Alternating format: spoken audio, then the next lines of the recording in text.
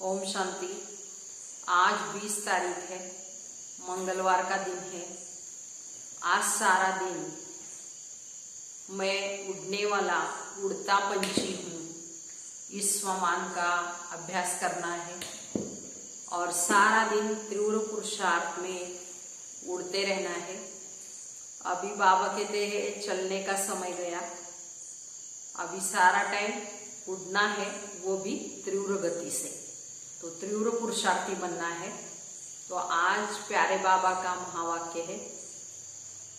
तो बाबा कहते, मीठे बच्चे तुम हो स्पिरिचुअल रूहानी इनकॉग्निटो सैल्वेशन आर्मी। तुम्हें सारी दुनिया को सैल्वेज करना है, डूबे हुए बेड़े को पार लगाना है, इस पार से उस पार लगाना है। प्रश्न है, संगम पर बाप कौन सी यूनिवर्सिटी खोलते हैं जो सारे कल्प में नहीं होती? उत्तर है, राजाई प्राप्त करने के लिए पढ़ने की गॉड फादरली यूनिवर्सिटी व कॉलेज संगम पर बाप ही खोलते हैं। ऐसे यूनिवर्सिटी सारे कल्प में नहीं होती। इस यूनिवर्सिटी में पढ़ाई पढ़कर तुम डबल से ताज राजाओं का राजा बनते हो, मनुष्य से देवता बनते हो। तो ऐसी ये गॉड फादरली वर्ल्ड यूनिवर्सिटी है जो बाप ने कल्प में संगम युग पर ही हम बच्चों के लिए खोली है। तो ये नशा, ये खुशी चाहिए और पढ़ाई का शौक भी चाहिए। तो राजाई की प्राप्ति के लिए हम ये पढ़ाई पढ़ते हैं, इस नशे में सारा दिन रहना है। ओम शांति। मीठे मीठे रूहानी बच्चों, उनसे पहले पहले बाबा पूछते हैं कि यहाँ आकर जब बैठते हो तो अपने को आत्मा समझ बाप को याद करते हो क्या? क्योंकि यहाँ तुम कोई धंधा दौरी मित्र संबंधी आदि भी नहीं है। तो तुम ये विचार करके आते हो कि हम बेहद के बाप से मिलने जाते हैं। तो यहाँ आते इस स्मृति में आना है। बाबा कहते, एक तो आत्मा की स्मृति में रहना है और दूसरा मैं परमपिता परमात्मा की संतान हूँ, इस याद में बाबा कहते हैं हमको रहना भी है और इस आत्म अभिमानी स्थिति में मुरली सुननी है। तो कौन कहते हैं? आत्मा शरीर द्वारा बोलती है। तो पारलौकिक बाप ने ये शरीर उधार लिया है, तो इनसे समझाते हैं हमको। तो ये एक ही बार होता है जब बेहद का बाप आकर सिखाए। तो अपने को आत्मा समझ बाप को याद करने से तुम्हारा बेड़ा ही पार होगा। हर एक का बेड़ा डूबा हुआ है, तो जो जितना पुरुषार्थ करेंगे उतना बेड़ा पार होगा।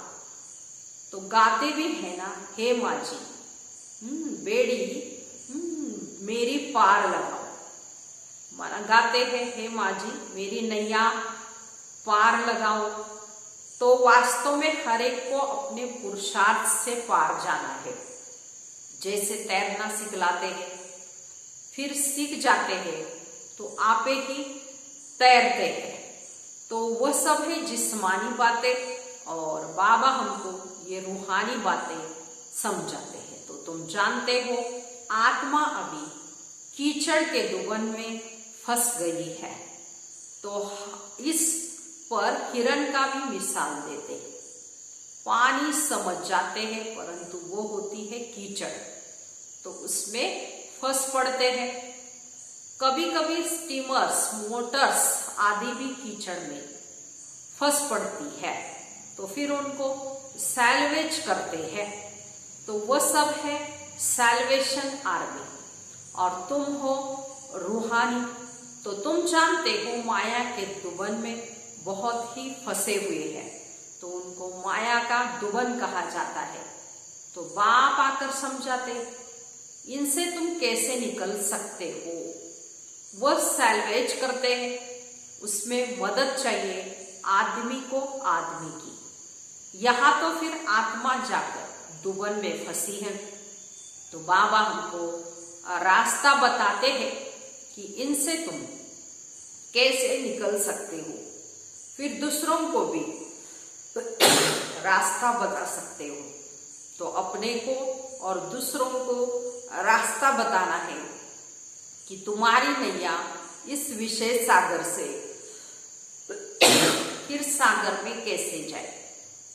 तो सतयुग को कहते ही है क्षीर सागर, अर्थात सुख का सागर, और ये है दुख का सागर। रावण दुख के सागर में डूबोते और बाप आकर सुख के सागर में ले जाते। तो तुमको सैल्वेशन आर्मी भी कहा जाता है।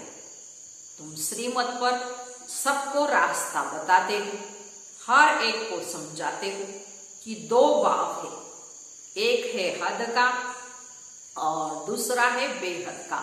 लौकिक बाप होते हुए भी सब लौकिक बाप को याद करते हैं, परंतु उनको जानते बिल्कुल ही नहीं। बाबा कोई ग्लानि नहीं करते, परंतु ड्रामा का राज समझाते।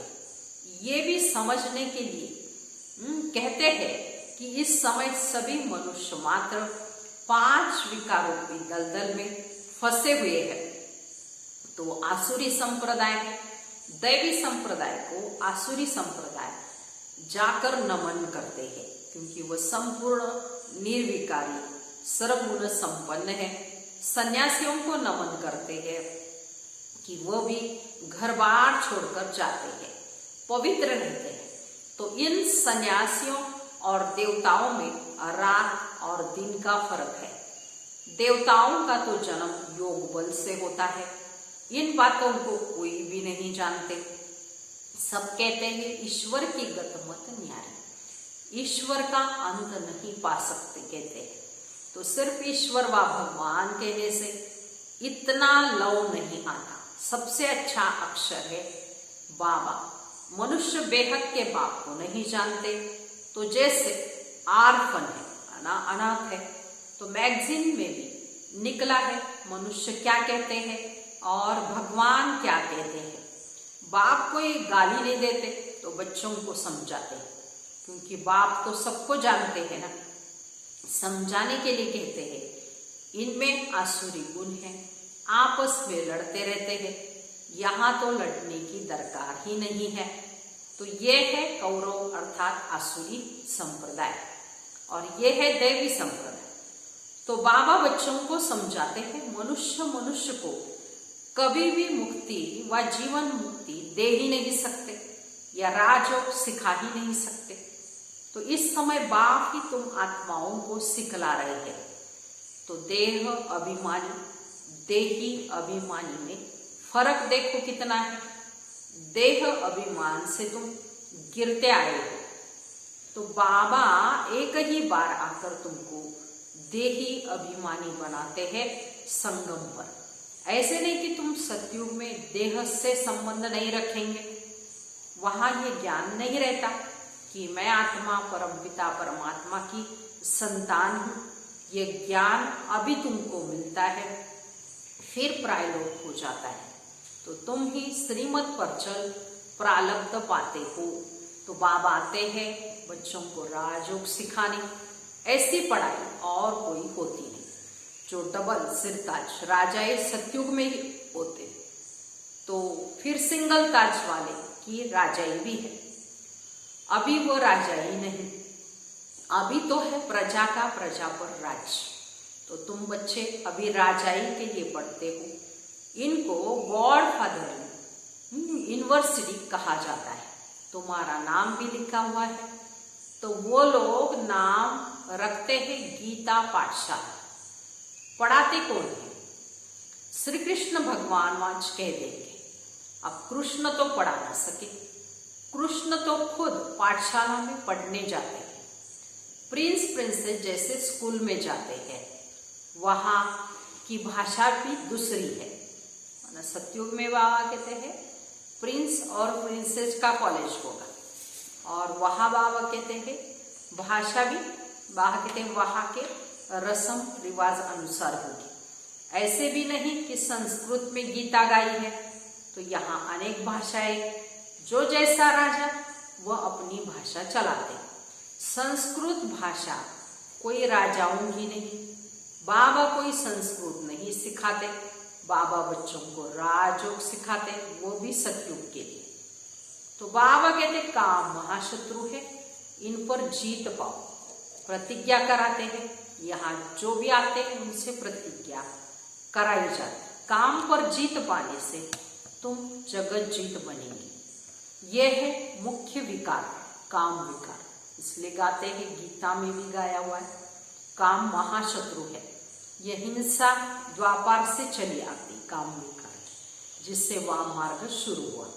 देवताएं जैसे ही वाम मार्ग में जाते हैं, उनका भी मंदिर है, वह बहुत अच्छी चित्र बनाते हैं। बाकी वाम मार्ग में कब गए उसकी तिथि तारीख तो है नहीं। सिद्ध होता है काम चिता पर बैठने से काले बनते हैं, परंतु नाम रूप तो बदल जाता है। तो काम चिता पर चढ़ने से आयरन एजड बन पड़ते हैं। तो अब तो 5 तत्व भी बाबा कहते तमो प्रधान है ना, इसलिए शरीर भी ऐसे तमो प्रधान बन पड़े। जन्म से ही कोई कैसे हो पड़ते हैं। वहां तो एकदम शरीर सुंदर होते हैं, कंचन काया। अभी तमो प्रधान होने के कारण शरीर में ऐसे है, अनेक बीमारियां हैं। कहते कोई लूला, कोई लंगड़ा, तो तमो प्रधानता के कारण शरीर भी ऐसे है। और सतयुग में बाबा कहते नेचुरल ब्यूटी होगी, एकदम शरीर सुंदर होंगे, कंचन काया होंगे, सर्वगुण संपन्न होंगे। तो मनुष्य ईश्वर, प्रभु आदि भिन्न भिन्न नामों से याद करते हैं, परंतु उन विचारों को पता ही नहीं। आत्मा अपने बाप को याद करती है कि हे बाबा आकर शांति दो। यहाँ तो कर्म इंद्रियों से पाठ बजा रहे हैं, तो शांति कैसे मिलेगी? विश्व में शांति थी जब लक्ष्मी नारायण का राज्य था, परंतु लाखों वर्ष कल्प की आयु कह दिए हैं, तो मनुष्य बेचारे कैसे समझेंगे इन बातों को? तो जब इनका देवताओं का राज्य था, तो एक राज्य एक धर्म था और कोई खंड नहीं था। ऐसे नहीं कहते एक धर्म एक राज्य हो, या आत्मा मांगती है एक राज्य हो। तो तुम्हारी आत्मा जानती है कि अब हम एक राज्य स्थापन कर रहे हैं, तो वहां सारे विश्व के मालिक हम रहेंगे। तो बाबा हमको सब कुछ दे देते हैं, कोई भी हमारे से राजाई छीन नहीं सकते, तो हम सारे विश्व के मालिक बन जाते हैं। विश्व में कोई सूक्ष्म वतन मूल वतन नहीं आता है। ये सृष्टि का चक्र यहाँ ही साकार वतन में फिरता रहता है। इसको बाप जो रचयिता है वही जानते हैं। ऐसे नहीं कि रचना रचते हैं, तो बाप आते ही संगम पर है, पुरानी दुनिया से नई दुनिया बनानी।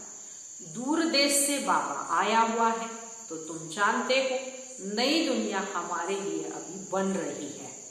तो बाबा हम आत्माओं का श्रृंगार कर रहे हैं, तो उनके साथ फिर शरीरों का भी श्रृंगार हो जाएगा। आत्मा पवित्र होने से फिर शरीर भी सतो प्रधान मिलेंगे, सतो प्रधान तत्वों से शरीर बनेंगे। तो इनों का सतो प्रधान शरीर है ना, इसलिए नेचुरल ब्यूटी रहती है। गाया भी जाता है रिलीजन इज अ माइट। तो अब माइट मिली कहाँ से? एक है ही देवी देवता का रिलीजन जिससे माइट मिलती है। तो ये देवताएं ही सारे विश्व के मालिक बनते हैं, तो और कोई विश्व का मालिक नहीं बनते हैं। तो तुमको कितनी माइट मिलती है? लिखा हुआ भी है कि आदि सनातन देवी देवता धर्म की स्थापना शिव बाबा ब्रह्मा द्वारा करते हैं। तो तुमको कितनी माइट मिलती है? ये बातें दुनिया में कोई भी नहीं जानते। तो बाबा कहते हैं ब्राह्मण कुल स्थापन करता हूँ, फिर उनको सूर्यवंशी डिनाइस्टी में ले आता हूँ। जो अच्छी रीति पढ़ते हैं वो पास हो सूर्यवंशी में आते हैं। ये सारी ज्ञान की बातें हैं। उन्होंने फिर स्थूल बाण हथियार आदि दिए हुए हैं। तो बाण चलाना भी सीखते हैं। फिर छोटे बच्चों को भी बंदूक चलाना सिखाते हैं। तो तुम्हारा फिर है योग बाण। तो बाबा कहते माँ में एकम याद करो तो तुम्हारे विकर्म विनाश होंगे। हिंसा की कोई बात ही नहीं। तुम्हारी पढ़ाई भी गुप्त है। तुम स्पिरिचुअल हो, तुम रूहानी सैल्वेशन आर्मी हो, ये कोई को भी मालूम नहीं। रूहानी आर्मी कैसे होती है? तुम हो इनकॉग्निटो स्पिरिचुअल रूहानी सैल्वेशन आर्मी। माना बाबा कहते तुम गुप्त आर्मी है ना। तुमको बाबा कहते जो इस दुनिया का बेड़ा डूबा हुआ है उसको पार लगाना है। तो ये कोई को भी मालूम नहीं कि रूहानी आर्मी कैसे होती है। तो सारी दुनिया को तुमको सैल्वेज करना है। सबका बेड़ा डूबा हुआ है, बाकी सोने की लंका कोई है नहीं। ऐसे नहीं कि सोने के द्वारिका नीचे से चली आती है, त्रेता की अलग है, नहीं बाप कहते वो निकल आएगी नहीं। द्वारिका में भी इसका राज्य था, परंतु सतयुग में था तो सतयुगी राजाओं की ड्रेस अलग होती है, त्रेता की अलग, भिन्न भिन्न ड्रेस, भिन्न भिन्न रस्म रिवाज होती है। हर एक राजा की रस्म रिवाज अपनी अपनी। सतयुग का तो नाम लेते ही दिल खुश हो जाती है।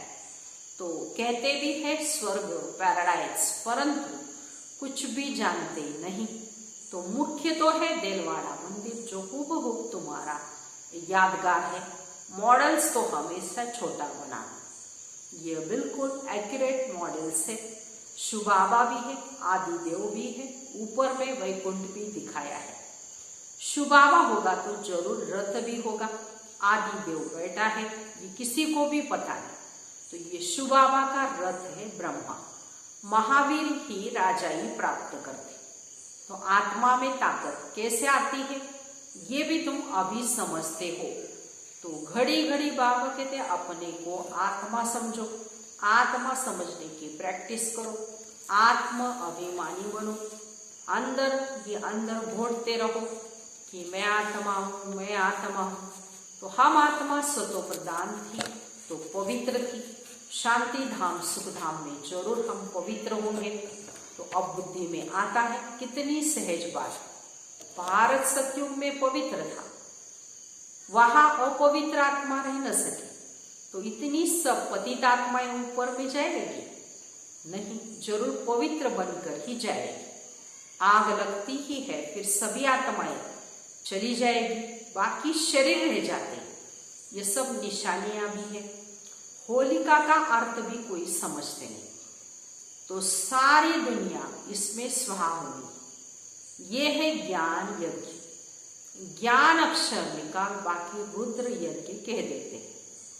तो वास्तव में ये है रुद्र ज्ञान यज्ञ। ये ब्राह्मणों द्वारा ही रचा जाता है। सच्चे सच्चे ब्राह्मण तुम हो, प्रजापिता ब्रह्मा की औलाद। तो ब्रह्मा द्वारा ही मनुष्य सृष्टि रची जाती है। ब्रह्मा को ही ग्रेट ग्रेट ग्रैंडफादर कहा जाता है। इनका सीजरा होता है ना, जैसे अलग अलग बिरादरी का सीजरा रहता है। तो तुम्हारी बुद्धि में है कि मूल वतन में है आत्माओं का सीजरा। कायदे मुझे शिव बाबा फिर ब्रह्मा विष्णु शंकर, शिव बाबा फिर ब्रह्मा विष्णु शंकर, फिर होगी लक्ष्मी नारायण आदि। ये सब है मनुष्यों के सिजरे। ऐसे ऐसे उतरते उतरते बाबा कहते हैं द्वापर युग में अनेक सिजरे होंगे। तो बाबा सुना रहे पहले शिव बाबा, फिर ब्रह्मा विष्णु शंकर, फिर लक्ष्मी नारायण। ऐसे नंबरवार पुरुषार्थ अनुसार ही मनुष्य सृष्टि का भी सिजरा होगा। अच्छा, मीठे मीठे सिकिलते बच्चों पर माता पिता बाप दादा का याद प्यार और गुड मॉर्निंग। रूहानी बाप की रूहानी बच्चों को नमस्ते। हम रूहानी बच्चों की रूहानी माता पिता बाप दादा को याद प्यार, गुड मॉर्निंग और नमस्ते। ओम शांति। अभी धारणा के लिए मुख्य सार सुनेंगे। पहली पॉइंट है रूहानी सैल्वेशन आर्मी वन। स्वयं को और सर्व को सही रास्ता बताना है। सारी दुनिया को विशेष सागर से सैल्वेज करने के लिए बाप का पूरा पूरा मददगार बनना है। दूसरी पॉइंट, ज्ञान योग से पवित्र बन आत्मा का श्रृंगार करना है, शरीरों का नहीं। आत्मा के पवित्र बनने से शरीर का श्रृंगार स्वतः हो जाएगा। आज का वरदान है, मन बुद्धि को मन मत से फ्री कर, सूक्ष्मतन का अनुभव करने वाले डबल लाइट भव विस्तार। सिर्फ संकल्प शक्ति अर्थात मन और बुद्धि को सदा मन मत से खाली रखो, तो यहाँ रहते भी वतन की सभी सीन सिनरिया ऐसे स्पष्ट अनुभव करेंगे जैसे दुनिया की कोई भी सीन स्पष्ट दिखाई देती है।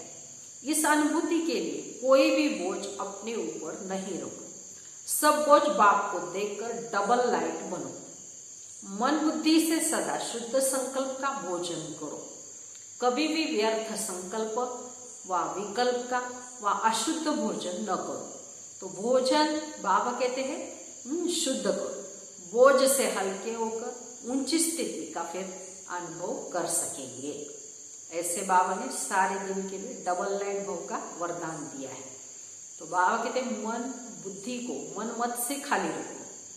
माना बाबा कहते हैं मन मत से खाली रखेंगे, एकदम हल्के रहेंगे, तो वतन की सीन भी बाबा कहते हैं आप यहाँ स्पष्ट अनुभव कर सकेंगे।